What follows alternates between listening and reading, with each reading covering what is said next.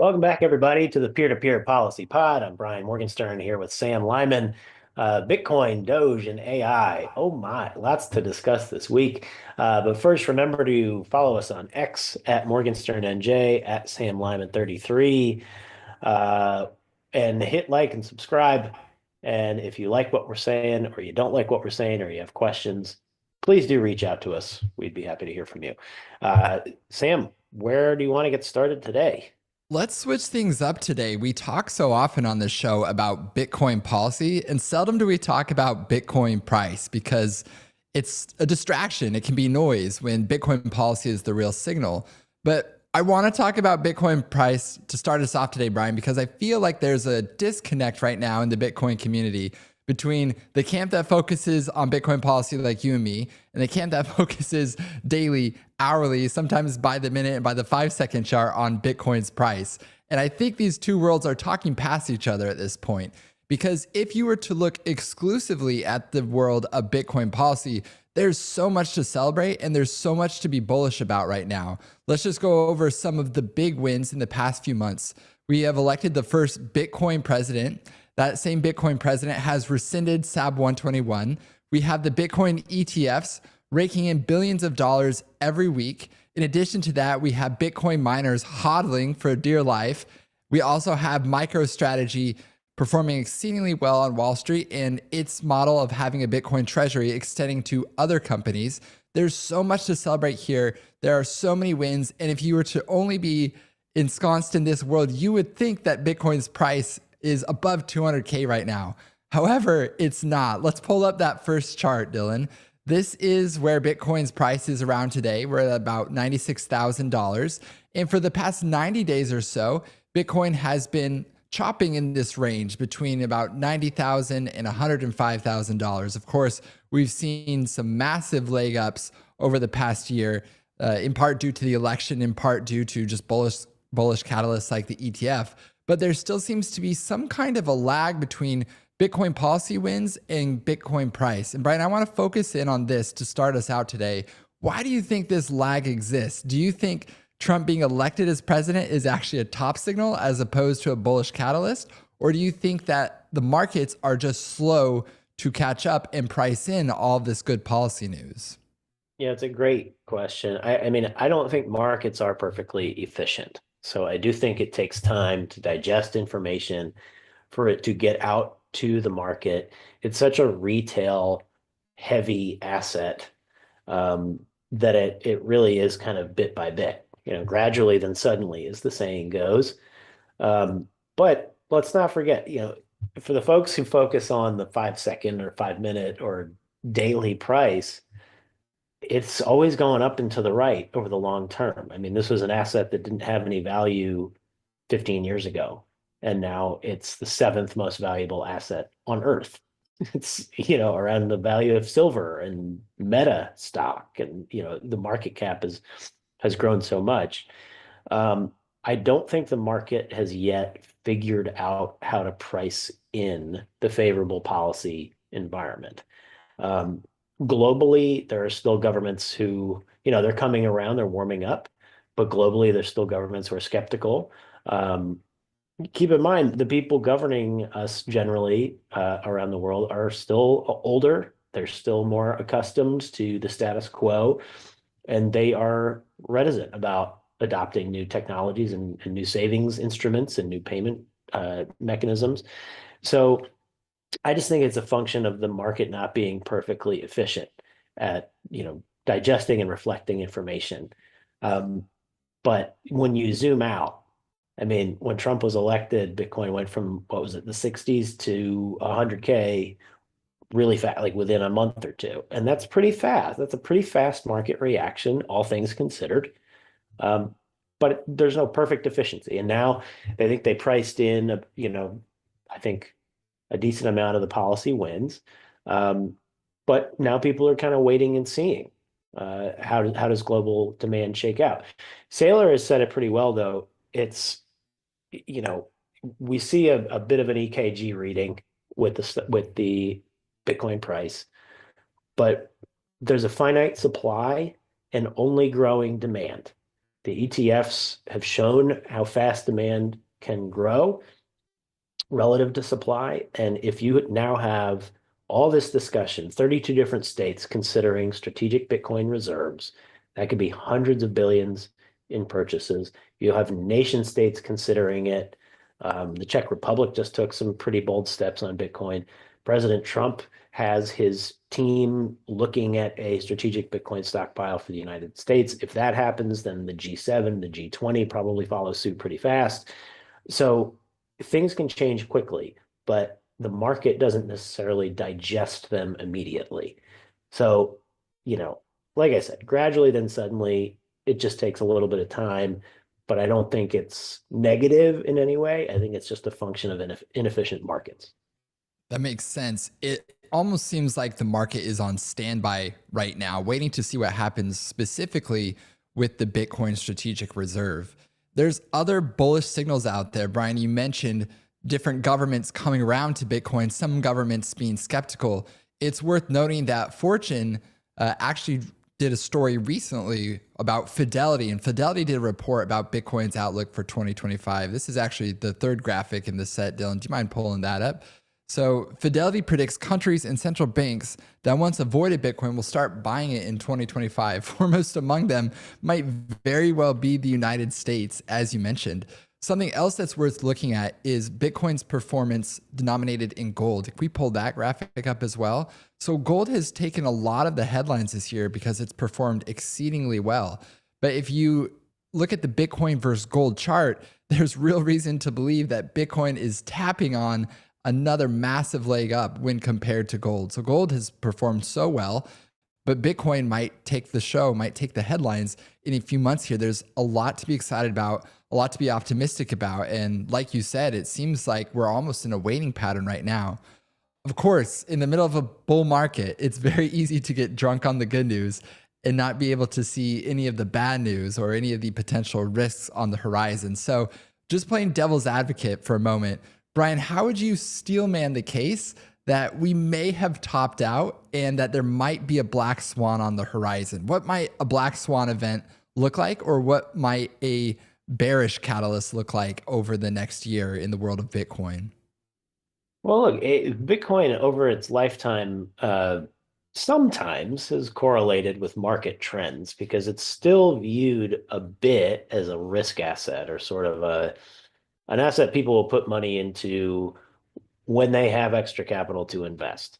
I think more capital is coming in off the sidelines now with Trump's election. I think a general optimism about tax, trade, and regulatory policy. Um, so that contributes to part of Bitcoin's price increase. If things get a little more uncertain, in the first term when Trump was very active with tariffs, for example, there was a lot of market volatility there.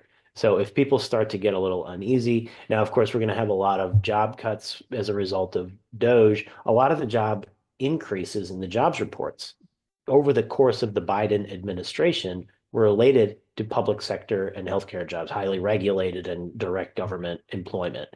So if a lot of that is going to get cut, you might have some jobs reports in the short term before people are successfully transitioned to the private sector, tens of thousands or hundreds of thousands. Say each jobs report is, maybe 100,000, 200, thousand-ish jobs. Well, there's going to be a lot of volatility there, especially with DOGE, and then you add tariffs in. We could have a period of time where there's some economic anxiety and maybe a market downturn, and Bitcoin could follow suit in that case. But the counterweight, as I said, is there's a fixed supply and virtually unlimited demand. And if the demand starts going up, the price should go up. I would add on the bear case side, though, that part of Bitcoin's sort of value proposition is to hedge against inflation of currencies. And if the United States is going to get its fiscal house in order, that is probably a bull case for the dollar and a bit of a bear case for Bitcoin. Um, But that doesn't mean Bitcoin isn't a, relatively stable store of value, but it means that's an element of the case for Bitcoin that is weakened relatively.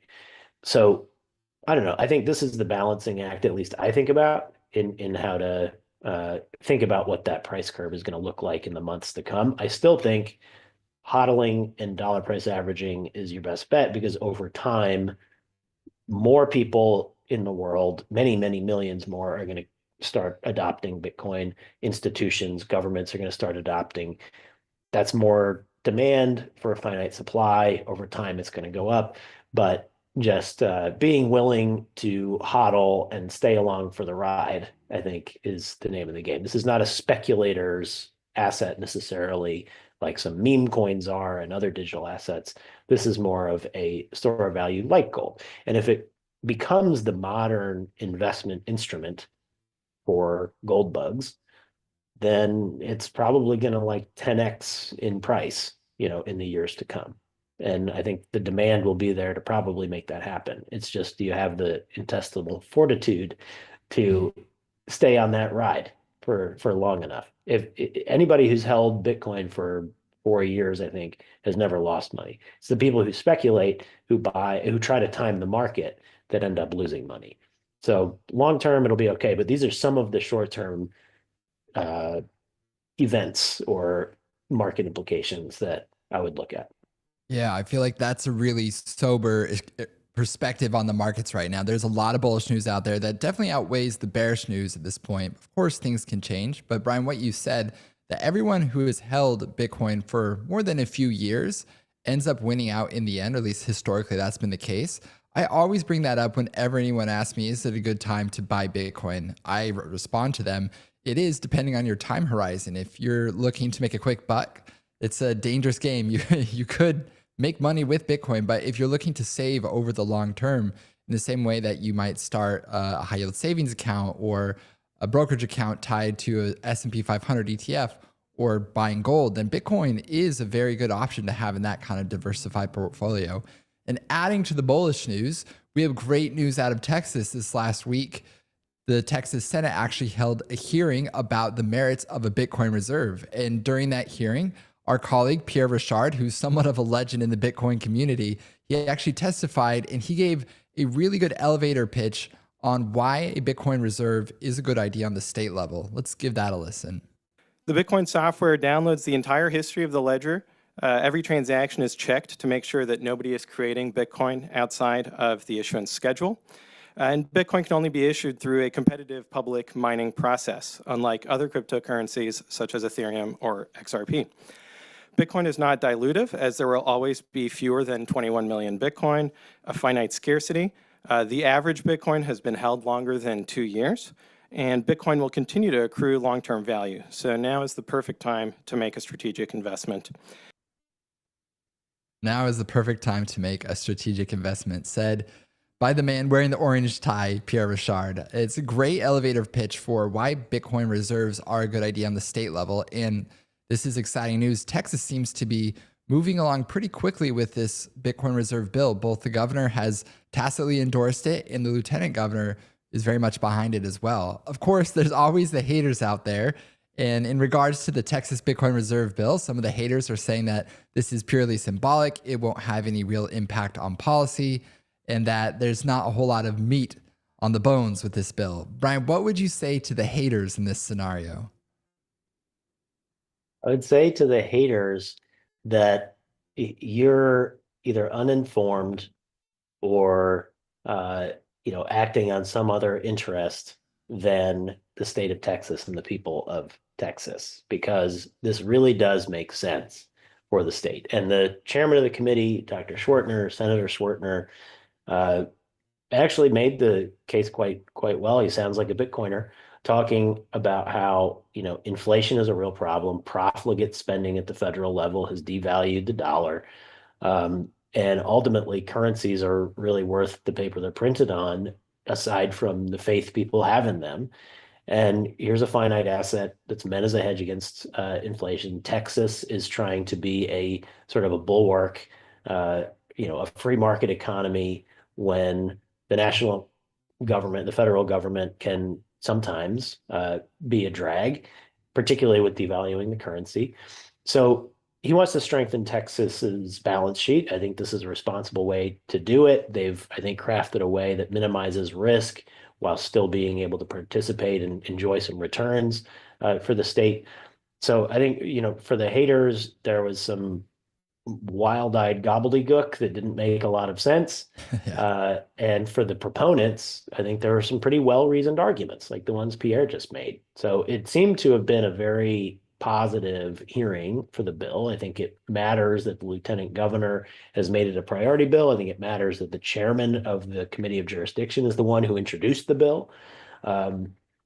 And we've got a very influential sponsor of a similar bill in the House. So this seems like it's going to move forward. I think Texas is competitive. They want to beat other states to the punch. They want to beat the federal government to the punch.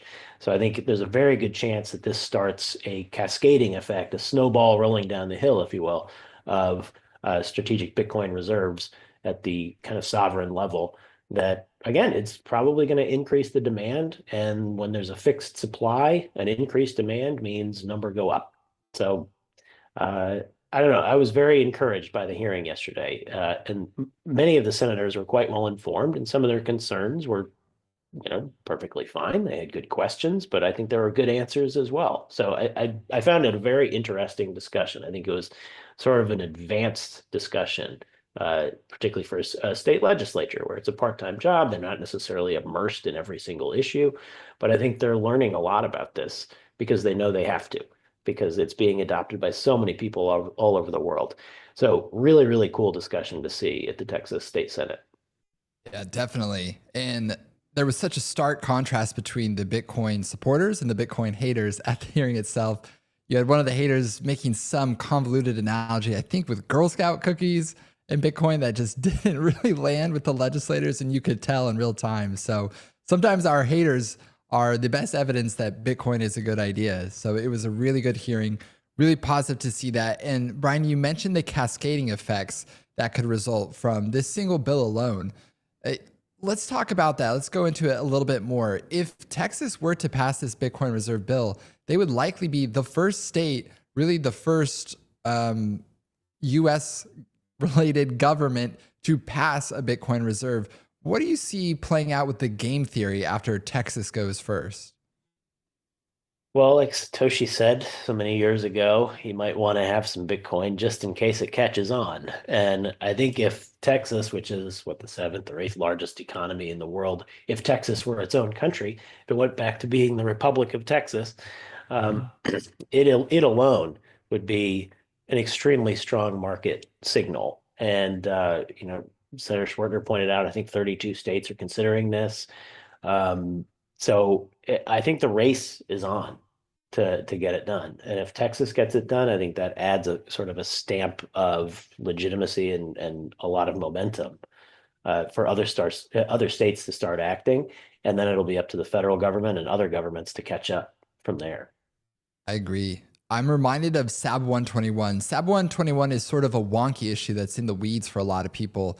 But what that new measure does effectively is it allows banks to custody Bitcoin.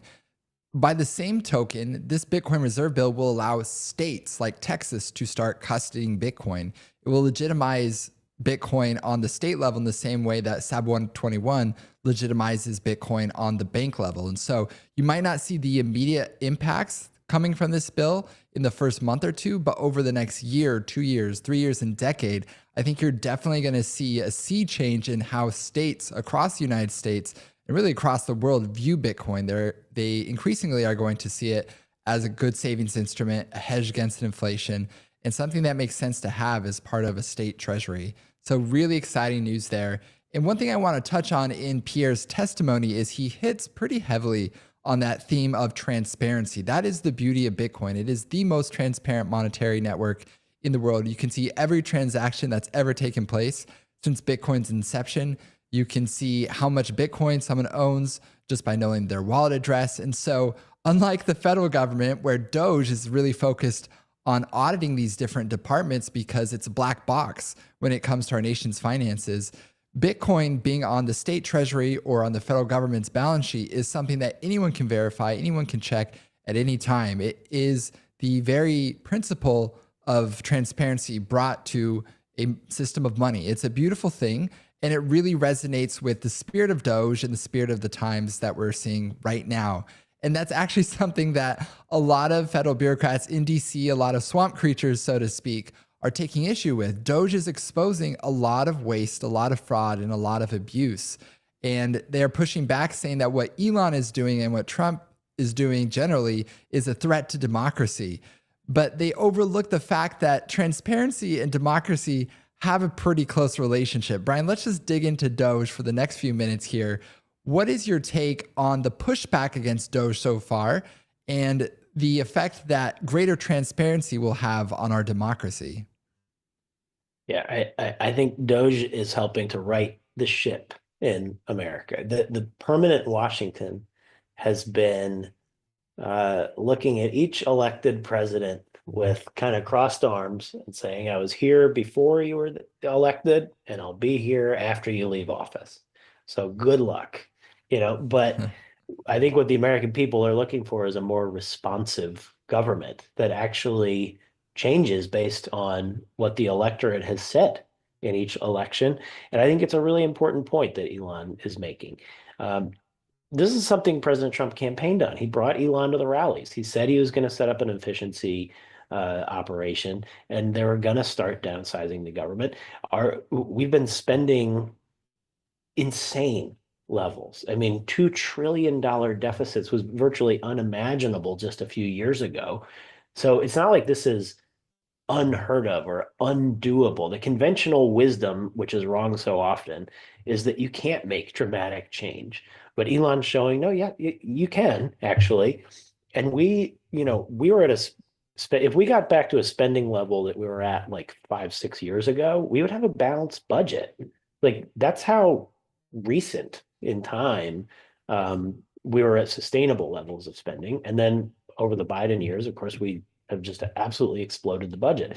But some of the stuff that Elon's showing and his team with waste are some really low-hanging fruit, some obvious things that could have and should have been done before now. But at least we're doing it now, and thank goodness. I mean, the number of vampires collecting public benefits who are 150 years old or whatever, but still listed, on the Social Security rolls, like that's really low-hanging fruit. Social Security is in perpetual danger of bankruptcy. It was when I worked at the Treasury Department. It is today.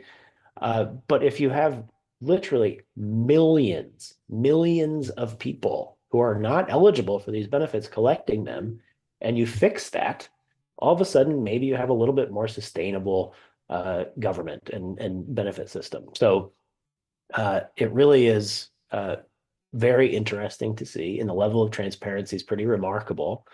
The little trick that the media likes to play that, he doesn't have any proof. He's not actually being transparent. I mean, this is like the headlines that were always without evidence. The Trump administration claims XYZ, and then we'd say, here's the evidence. And then they'd say, without evidence, okay, like if you're an ostrich and you bury your head in the sand, you can miss the evidence or ignore the evidence. It doesn't mean it doesn't exist.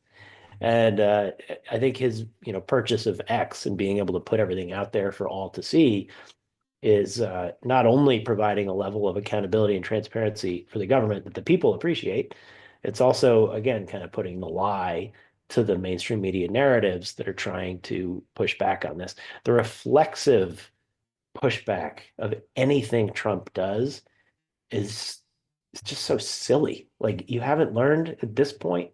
Maybe you've been wrong a couple times. Maybe you should, look in the mirror or self-examine a little bit. Maybe it's not helpful to just be reflexively anti everything he does. Like, this is such a stark example right now that people are seeing in real time. I don't know. It's exciting. It's very satisfying to see.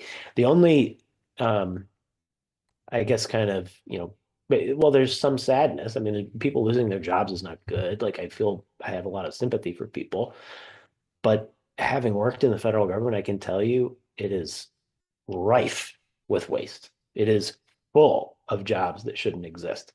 So I think repurposing people's talents, allowing them to be productive rather than taking resources through government, it's going to be much, much better for the country. There'll be some short-term pain, but it's going to be long-term huge gains. Agreed. And there are a lot of great public servants out there who are hardworking and committed to American values. And my hope is that they all get to keep their jobs, but those who were really just there to collect a check, were really just there to have a cushy career and knew that their home jobs were wasteful, I hope that they can find employment elsewhere that's more productive for the economy, because it is a difficult time. It's a difficult transition, definitely, but I think it's something that necessarily needs to be done for the United States. So in addition to all of the above, Elon got on an interview this last week with Sean Hannity. It was a fascinating interview where it was President Trump alongside Elon Musk talking about the efforts with DOGE. And during this interview, Elon explains a key difference between bureaucracy and democracy. You know, the ultimate deep state rag is the Washington Post, and their tagline for so many years has been democracy dies in darkness. I think we'd all agree with that. There's a pretty critical link between transparency, shining sunlight on what government does, and the strength of our democracy, which is exactly what DOGE is doing. It's shining sunlight on all the areas of our government that were in the shadowlands, that were kept away from the American people because the finances were so dirty, were so wasteful, and so abusive. And so DOGE is shining a light on all of those areas. And here in this clip, Elon explains the difference between living in a democracy and a bureaucracy. Let's give that a listen. I just want to point out, this is a very important thing, because the president is the elected representative of the people. So he's representing the will of the people. And if the bureaucracy is fighting the will of the people and preventing the president from implementing what the people want, then what we live in is a bureaucracy and not a democracy. He makes a critical point. The president of the United States is the representative of the democratic will of the people, but for so long, he's been stymied in his first administration by the federal bureaucracy at every turn. Brian, I think you saw this up close and personal. At every turn, President Trump would try to push forward with a certain reform, and the lifelong bureaucrats in those agencies would try to impede it, would try to slow it, or would try to ignore it altogether. So Elon's making the case here that maybe for a long time we've actually been living in a bureaucracy, not a democracy. Brian, what is your take on that idea? Do you think that for a long time we have been living under a bureaucracy, under rule by bureaucrats, as opposed to rule by a democratic regime? If so, how long? And do you think Trump can actually fix it? Yeah, it's been a long time. And one thing that I will give the Democratic Party a lot of credit, they would staff up an administration with their own appointees, and then towards the end, they would typically help those appointees burrow. We call it burrowing into the government with career positions from which it was nearly impossible to get fired. And so it was a one-way ratchet. The bureaucracy always grew in scope and in power. And when the Democrats were in charge, the Democrats were in charge. And then the Republicans would win an election, and the Democrats would still really be in charge because they had such a vast web of employees and personnel as policy. So if you're going to have a government that's responsive to the people, it has to be small d democratic instead of big D democratic. And so it's a really important point that Elon makes, that part of DOGE's responsibility is to make sure the president's orders are actually carried out. And, you know, I hate to give credit to Vladimir Putin, but he made this point that over several presidencies, he would negotiate some kind of agreement with a president and then someone else in the government. And this happened under Democrats and Republicans. And then someone else in the government would, hamper it or prevent it or slow it down or come up with some entirely different conclusion, because there wasn't enough cohesiveness between the executive and the actual machinations of government. So, that's a real problem, particularly if you're executing foreign policy, but it matters, of course, in every area of policy. So I think we have had a big, clunky, bureaucratic government, a more slimmed down, nimble, and responsive government is how we also increase faith in our institutions. It's, the bureaucracy, I think, is part of the reason people generally just don't like our government, because they're not responsive to the people. So if we can fix that, or at least make it better, it's going to lead to more success, not only for the Trump administration, but for actual policy wins that make people's lives better, and will have us more closely akin to, a government of by and for the people. And I think it was Lincoln who said that, that's what we strive for. And with the bloat that has happened over the last couple of decades, we've really strayed away from that. So getting back in that direction would make a hugely successful presidency.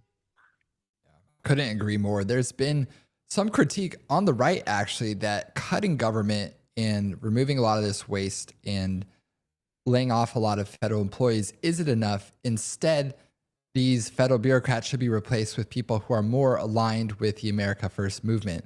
I personally don't believe that, because if you simply cut a lot of the workforce, Democrats have to justify essentially doubling the federal workforce in the next administration, just in order to get their people back in. And that requires significant funding from Congress, which is really difficult to achieve. So there's a lot of different perspectives on this issue, but I think cutting the federal workforce, right-sizing the government is what the American people elected Donald Trump to do. I hear over and over with Elon running DOGE and grabbing headlines, there's this refrain from the Democrats: this isn't what we voted for. This isn't what the American people voted for. No, it's exactly what the majority of Americans did vote for.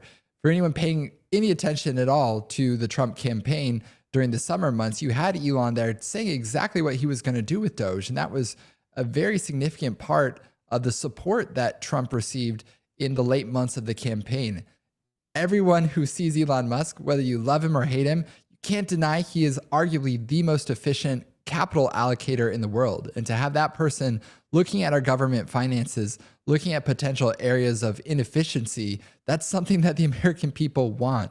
Of course, he could go about this sometimes in a more tactful way, but at the same time, a lot of this work needs to be done, and it is what the American people elected Donald Trump to do. So there's a lot happening on the domestic front, but of course, the Trump administration's boldness extends well beyond our borders. And we saw that just last week with JD Vance's trip to Paris and to France, where he spoke on AI innovation and the need to accelerate. Let's just switch gears for a second here, Brian, to close out today, talking about this specific subject of AI, tech regulation, and our relationship with Europe. Let's give a quick listen to a clip from JD Vance's speech last week. The Trump administration will ensure that the most powerful AI systems are built in the U.S. with American-designed and manufactured chips. And let me be emphatic about this point. America wants to partner with all of you, and we want to embark on the AI revolution before us with the spirit of openness and collaboration.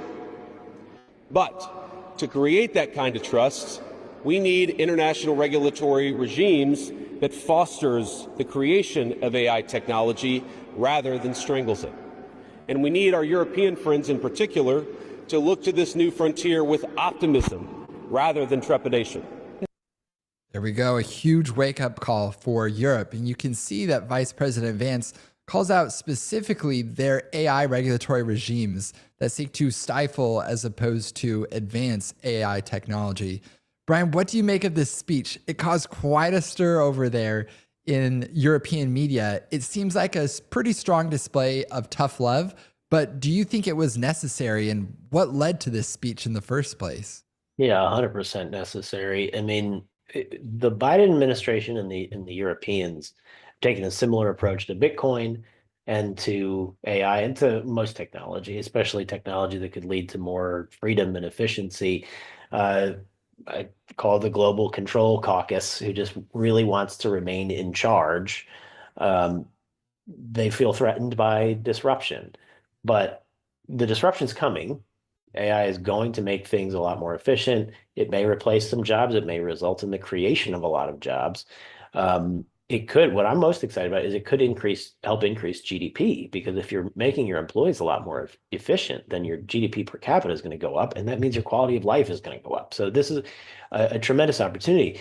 But, for example, the Biden administration's approach, we've talked about Mark Andreessen's meetings with the Biden White House and how they said, don't invest in startups. We're going to allow a certain number of hyperscalers to participate in this market that we can keep our thumb on and we can control and we can make sure our power centers are preserved.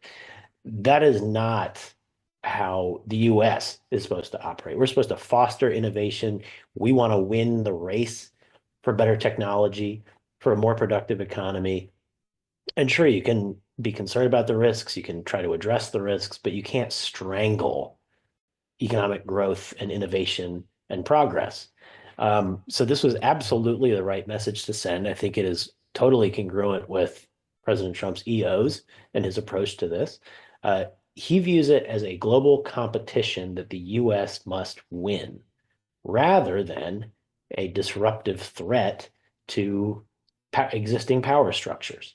I think that it's exactly the right way to look at it. I loved the speech. I totally get why the Europeans didn't, but I hope they take it to heart. I hope they listen and open their minds to it because if we're going to have a world where the freedom-loving countries are more successful than the command and control communist countries like China, then we have to take the JD Vance approach rather than the kind of stale, bureaucracy over democracy approach. So I loved the speech. I thought it was great, and it was exactly the right message to send to the Europeans. Yeah, you used the word stale. I think stale perfectly describes the feeling in Europe right now, at least in economic terms. Let's take a look at this chart. I want to compare the GDP of the EU countries versus the GDP of the United States. And you can see that for decades, the EU kept up with the United States in economic terms. We had virtually the same GDP. There were even periods there where the EU's GDP surpassed the United States. However, starting around 2010, there's a significant shift where the trend breaks. They no longer keep up with us, and they've been more or less chopping for the last decade plus in terms of GDP. So, Brian, I'm curious, when you look at a chart like that, it gives evidence to the vibe being staleness, the vibe being stagnancy, the vibe being a feeling of being stuck. I love Europe. It's a beautiful place. But when you go there, there's not the same energy and liveliness that the United States has. And that's now reflected in their economic numbers. I'm curious what you think. What happened to Europe? And is it possible to make Europe great again? It is possible. I think that they've trended more in the socialist direction. You've had more, 35-hour work weeks, capped. You've had, I think, a little bit of stagnant innovation. They've generally looked to the US to kind of create first, and then they can kind of ride coattails a little bit. They've been more protectionists on trade versus the US over the course of many decades, to even try to keep their own building businesses, manufacturing businesses, and the like afloat. I think getting back to a more competitive dynamic with our friends is going to help the EU to grow faster. And it's going to help the US to grow faster. In the 80s, 90s, I mean, we used to have 3, 4, 5% GDP growth. In recent years, it's been, 1 or 2%. We've been told that that's the new normal. It doesn't have to be. And I think the Trump Vance team will not be content with that. So I think that friendly competition is actually going to help the EU to step on the gas a little bit better. And hopefully we'll all grow together. And if we all and energy is another point where, not all, but some of the Europeans have been more obsessed with, well, pretty much all the Europeans have been obsessed with climate change. And so not developing energy as fast and furious as they need to. I think the Trump administration, drill baby drill, and we need to double our capacity to win the AI race with China. Like all of these things are going to have cascading effects, not just for the US, but also kind of kick the Europeans in the rear end and help them catch up as well. We need to get back to that 3, 4, 5% GDP growth, and I think we can. But we have to be willing to do it. We have to exploit our own resources, and we have to motivate our workforces and view this as a positive competition rather than just preserving relic power structures.